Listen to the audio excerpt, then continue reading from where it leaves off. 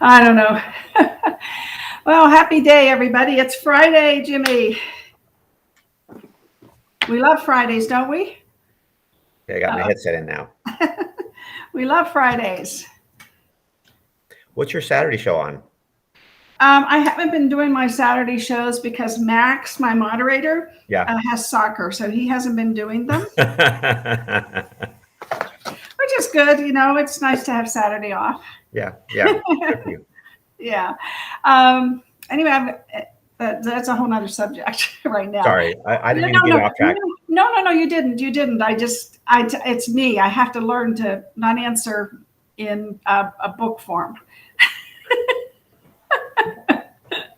Anyway, we have 25 days of inventory, Jimmy. And the good news is that we listed 112 homes yesterday, which is awesome. We just love that.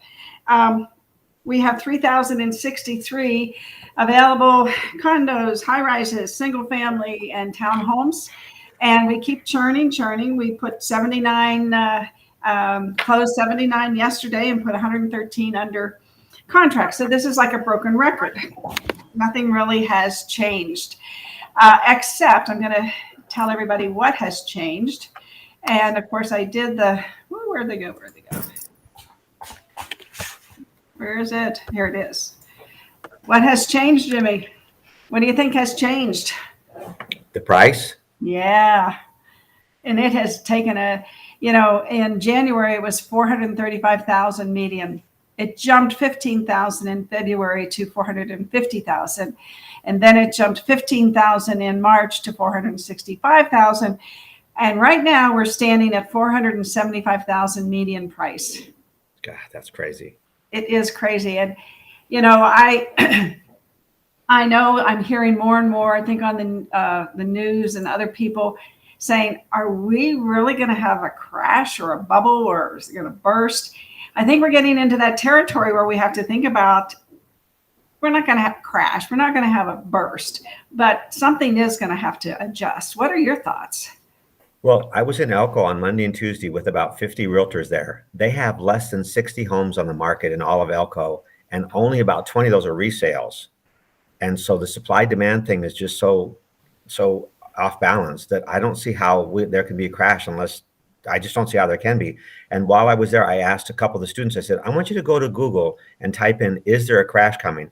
Fox News reported in, Forbes magazine recruited in, everybody, all the people that watch money said no, and not for a year at least not for a year. Yeah. I was going to show a video today. I don't know if I have time about this fella is from Seattle, and he did a video about rent versus buy. And he said that in the Seattle area, there was a 24.6 increase in the value of homes in last year.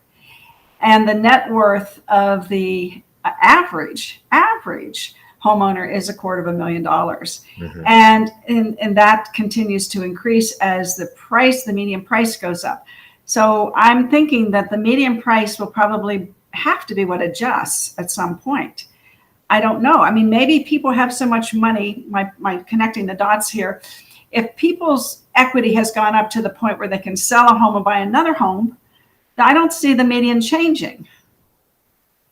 Well, we talked about this about a year ago, and we said, with a record year, and we expected last year to be a record year, with a record year like that, prices are probably going to start leveling off.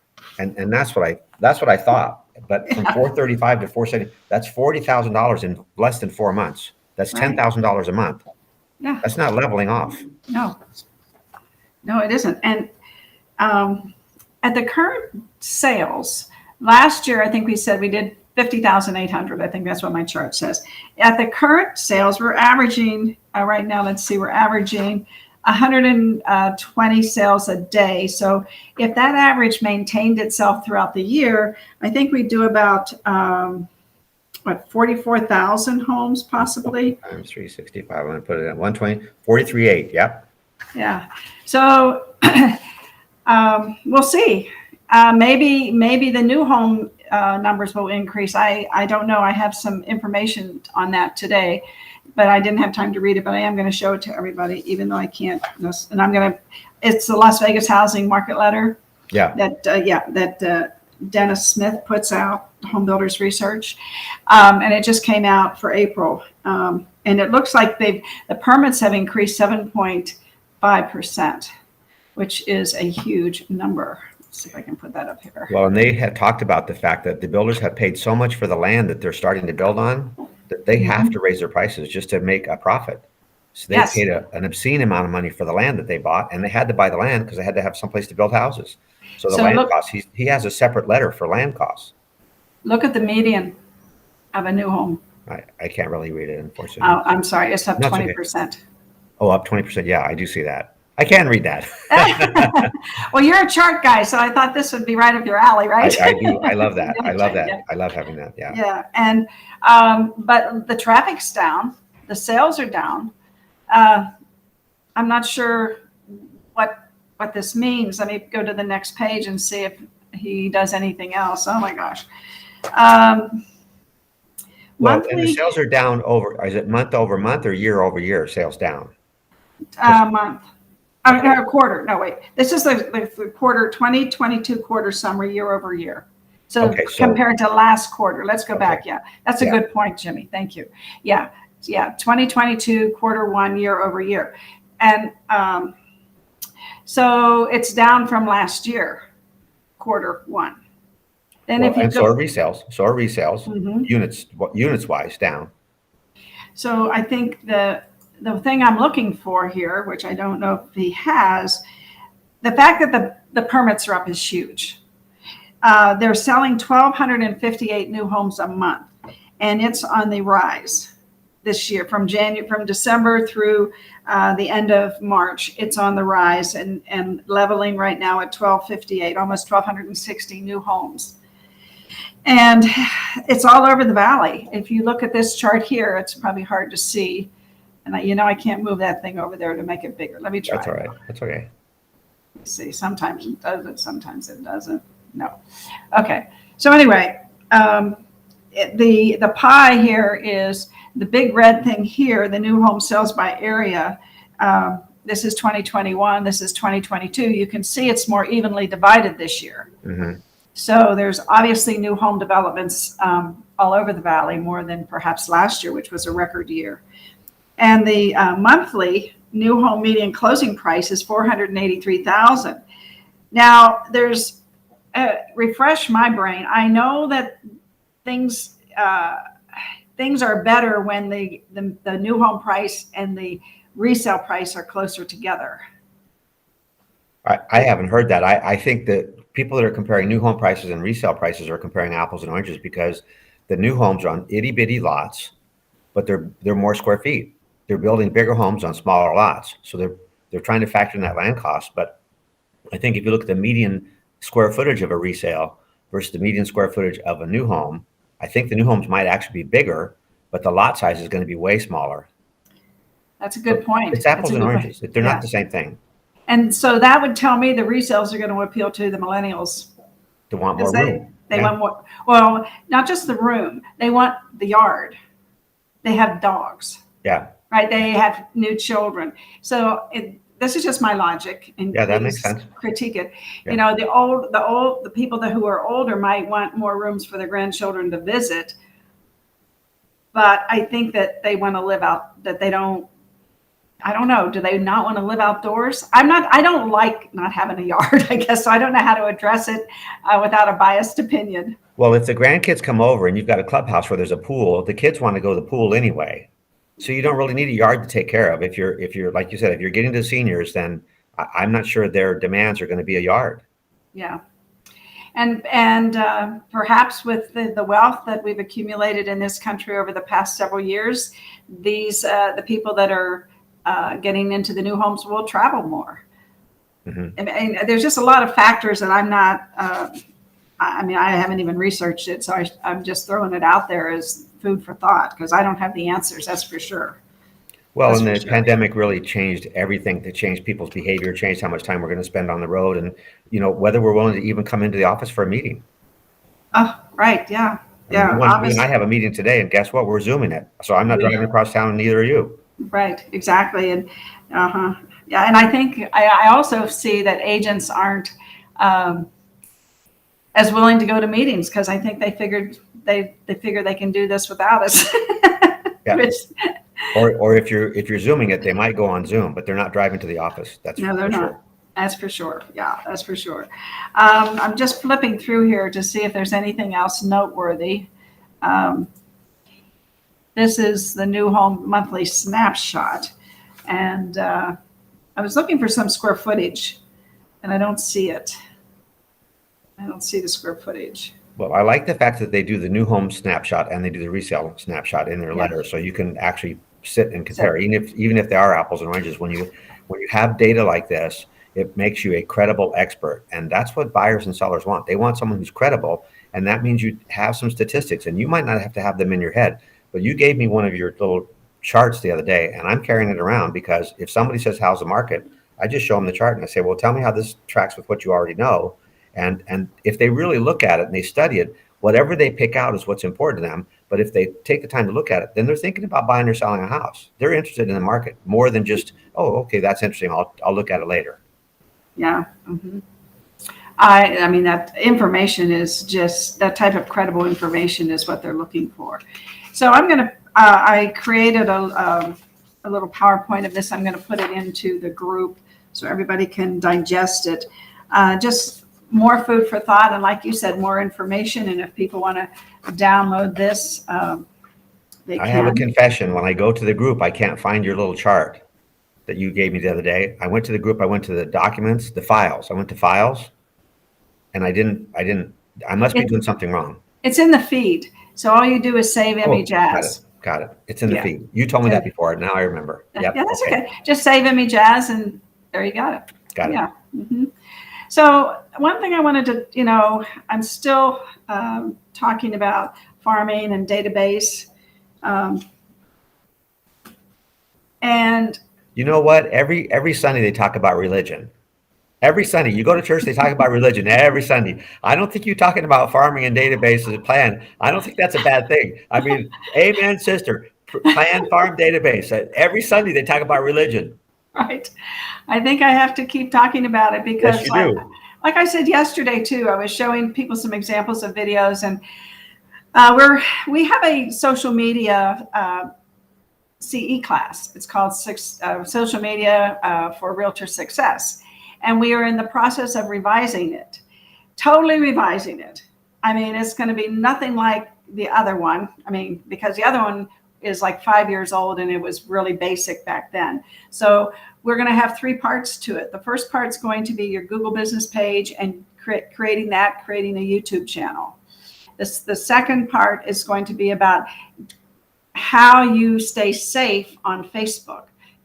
How you create lists, how you post to just certain groups of people so that everything you do doesn't go in your public feed. Lots of safety tips. And then the third part is going to be about boosting and targeting, and actually, if you're going to spend money, the best way to spend it. So it's going to be quite a comprehensive class. And we're also going to have a section in the third hour and let people be in our green screen and actually do a 30-second video. And we'll do it from their phone so that they can take it with them. Mm-hmm. And some of yesterday I showed some of the different videos, and Roy McCann, shout out to Roy. I said, anybody want to show us, what you're doing with video? And Roy, and if you look at the feed, he has a great video. So does Sandy, so does Bill Johnson. So many of the people that, I've worked with over the years do have great videos. Mm-hmm. Deborah Amity, she did 2 or 3. But anyway, I want to continue with the social media and the video, because video is where it's at. And if you're not doing video, you're going to be left behind. And my point was yesterday, if we don't get out in front of people and give them what they want to hear and what they're looking for, information, then the iBuyer platforms they're up 11%. Last year they were 8% of the market. This year they're 11. And that's only because they're getting to the people and saying, here I can, in 15 days or 20 days, I can put money in your hand. Well, we can too. But if we're not there, guess what? Yeah. Anyway, let's listen to some of these. Okay. I'm going to have to mute us or it reverberates. Social media, these are the two types of video content that you need to be focusing on. Most people only do one of these, and it's the reason they don't grow on social. The first is discovery content. This is value-based content that appeals to a wide audience. Whether that's teaching people something, inspiring people, or sharing knowledge about your industry for free. The second type of content is nurturing content. This is content for your existing followers that shows more insight into your daily life, business, family, or just things that really show your personality but may not have a specific value topic. Save this video and use this strategy to start growing on social. Here. You unmuted? Can you hear me? Yeah, I can hear you. Yeah. Okay. So, this is like really basic stuff, but he has two great points. You have to do the discovery type of content, and that's what we're talking about. Take this and read it on a video. Show them this, here's the latest stats, or show them this, whatever, but get the information out there to people. And the example I had yesterday, Jimmy, the guy was just sitting on a stool with a plain background. So what we're going to show in the class that we're creating is we're going to put a house in the background because we have a green screen, or we're going to put the strip in the background, whatever people want. Like what we've done for you, right, you've right. done one, and have them give valuable information, not just and they have to learn to, like, I know Roy McCann does this regularly. And he does a great business because he's constantly putting information out there. And then the one thing that people need to know is a lot of the information that we share with people, like why you want to sign a buyer's broker agreement. Jimmy, come back. All the different information that we have that I showed yesterday. Here he comes back. Okay, well, you're coming back. But my point was going to be, once you do some of these discovery with information, then they're evergreen and you can post them every week. People think, oh, everybody saw it. No, everybody didn't see it, or your phone would be ringing off the hook. Right. Right. So anyway, that's this one. Let me show another one. I'm going to mute us again.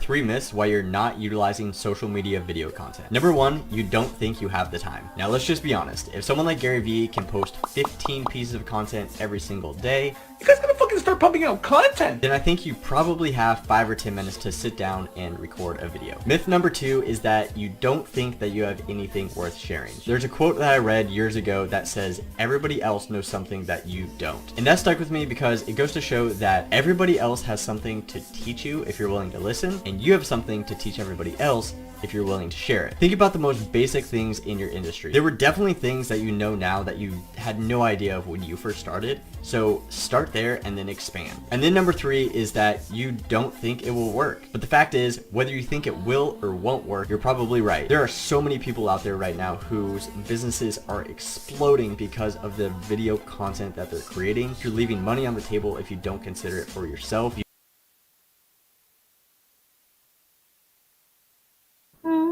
Okay. Very good points. Yeah, the last point's huge. If you don't do it, you're leaving money on the table because other people are succeeding with it. Yeah, I mean, there is a fear of starting. I was going to do my show 6 months before I actually started it. It took me 6 months of practicing and doing a YouTube channel that was private, and I videoed myself every day for 30 days. And then I saw, I say too much. I say so too much. I talk with my hands, but they say that's good. Yes, it is. But anyway, so you develop and you see what you do right and what you do wrong. Now, are you going to revert back to those old habits? Sure. Yesterday, the words just didn't come out of my mouth. I said a lot, but I don't care. I just want to be there for people, and they don't care. But you can perfect yourself, especially in 30 seconds. There's a thought you have that you can deliver in 30 seconds. And if you have a green screen and you have the script in front of you, there's no reason why you can't do it. And once you just showed us a great example. That those videos were short and they were both very filled with good content. Absolutely. And everybody thinks they don't have time. You do have time. You just schedule it. You put it on your calendar. Yeah, that was a great point. If Gary Vee could do 15, you could do 5. Right.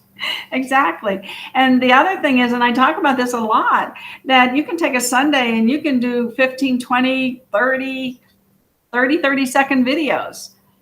And I mean, there's 200, I have a list of 216 topics you can talk about for 30 seconds. Mm-hmm. You know, and so you just go down the list and you batch them, and then you have content to put up every day.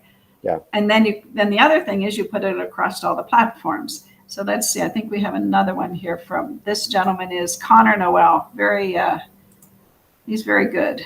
He's very good. Let's see this before I start.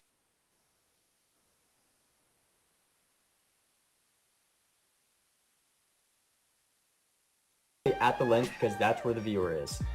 Here are 2 ways to make your videos look instantly better. Number 1, make sure your eyes are at the top third of the screen. Don't record like this with a bunch of dead space above your head. It looks horrible. And then number 2, make sure you look directly at the lens. Don't be looking down below at the screen to see what you're doing down there. Look directly at the lens because that's where the viewer is. Here are 2 ways to make your videos look at the lens.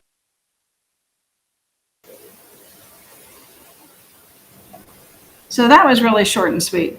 Yep. But those are like 2 really good tips. Yep. And if you listen to enough of these long enough, you'll get it. You'll get it. I got another one before I go off on a tangent here.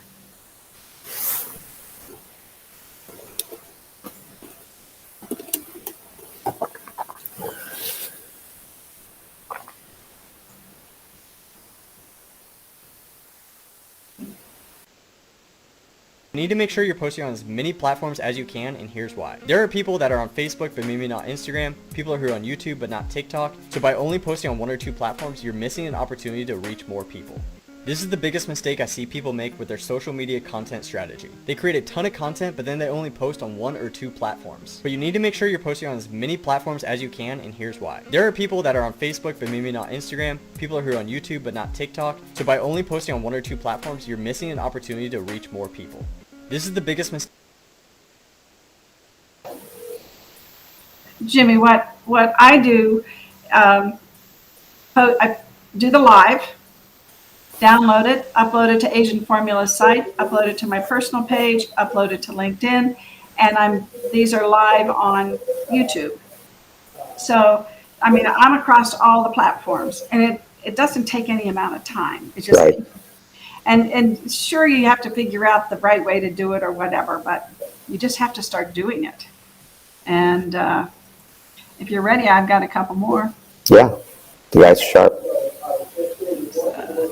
Find this guy. Put him up here. This is a little bit more technical, but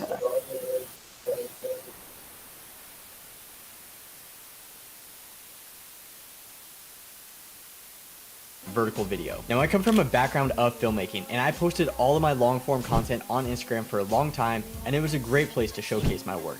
But not anymore. Quite simply, Reels get a minimum of 2 times the views as regular video posts on Instagram. And they even have the opportunity to hit 100K or even 1 million views. So if you have that kind of opportunity, why wouldn't you post your video content as a Reel? If you have any questions about how to convert your video content to Reels, my DMs are always open.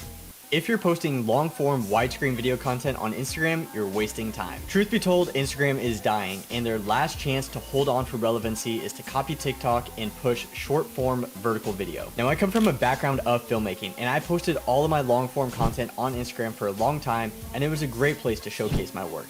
But not anymore. Quite simply, Reels get a minimum of 2 times the views as regular video posts on Instagram. And they even have the opportunity to hit 100.